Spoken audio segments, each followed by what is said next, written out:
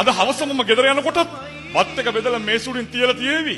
හැබැයි මට අද වෙනකන් එක විනාඩියක් තිබුණා දහන්න අම්මගෙන් අම්මේ අම්මට මහන්සිද කියලා. යාළුවෙක් ගෙදර ආපු වෙලාවට යාළුවට බත් එක බෙදලා දීලා ඕනතරම් මගේ අම්මා දම්කුඩ කන්නේ නැති. මොකද අද ඕගොල්ලෝ ඇඳන් ඉන්න එක ඇඳුමකවත් පුතේ එක පැල්ලමක්වත් නැතුව ඇති. හැබැයි අම්මා අඳින ඇඳුම් වල පැල්ලම් ගණනාවක් ඇති. මෙතන ඉන්න සමහර දරුවෝ ඇති පුතේ සමහර අම්මලා ඇති තාම සපත්තු දෙකක් දාපු නැති අම්මලා.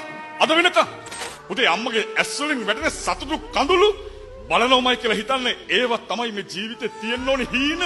පුතේ අද වෙනකන් ඔය වචන සැර වුණා නම් අම්මගේ ඉස්සරහා. අදින් පස්සේ වචන නවතින්නේ. මොකද මේ ජීවිතේ දිනනකන් අම්මා බලාගෙන ඉන්නෝ. ඔය වැස්න කඳුළු වලින් කියන්නේ මම ජීවිතේ දවසක මගේ අම්මව දිනවනෝ කියලා.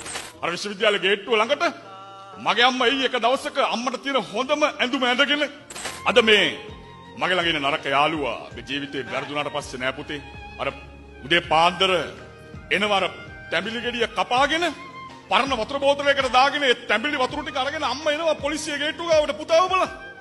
හිතන්න කුඩු ඇතුලේ ඉන්න පුතාව. අද හිතනවා නම් අර බයික් එකේ රෝදේ උස්සගෙන යන යාළුවගේ බයික් එකට නගින්න. පුතේ මේ වචන නෙවෙයි කියන්නේ. අද අම්මලා 100 ගණනක් පුතාලගේ පෙට්ටි පෙරලගෙන අඬනවා මලකෙවල් වල. මොකද කිසිම පිරිමි ළමයෙක්ගේ අම්මා කෙනෙක් තාත්තා කෙනෙක් කැමති නැහැ. නැහැදිච්ච කමට ගෙදරට කෙල්ලෙක් එක්කන් එනවට අවුරුදු එකමාරක් බැන්න තාත්තගෙන් කෑම එකක් ඉල්ලන්න කලින් මේ දුවට කෑම එකට කෑම දෙකක් ලැබුණේ. අද කන්න නැහැ. අද කෑම එකක් ඉල්ලනකොට ආදරවන්තයෙක්ගෙන් ලැබුණේ කණේ පාරක්. අවුරුදු එකමාරක් ගත වෙනකොට පුංචි දරුවෙකුත් හම්බ වෙලා ඒ පුංචි දරුවට දෙන්න අද කිරිනේ කිරි පැකට් එකක් ගන්න සල්ලි නෑ. මතක් වෙනවා තාත්තා එකින් එකට කිරි පැකට් ගෙනල්ලා දුන්න විදිහ මේ දුවට. මොකද ඔබ ජීවිතේ දිනපු දවසට තාත්තා කවදාවත් කියන එකක් නෑ පුතේ මට සරමක් ගෙනල්ලා දෙන්න කියලා. තාත්තා කවදාවත් ඉල්ලන එකක් නෑ පුතේ මට ෂර්ට් එකක් කරන් දෙන්න කියලා. හැබැයි තාත්තා ආසයි එක දවසක මගේ දුව මේ ජීවිතේ ඉස්සරහටම ගිහිල්ලා ඉන්නව බලන්න. මේ අඬපු කඳුළු වස්සෙන් මේක දරුවෙකුටවත් බන්ධනාගාර බිත්ති 4ක් ඇතුලේ අඬන්න වෙයි කියලායි.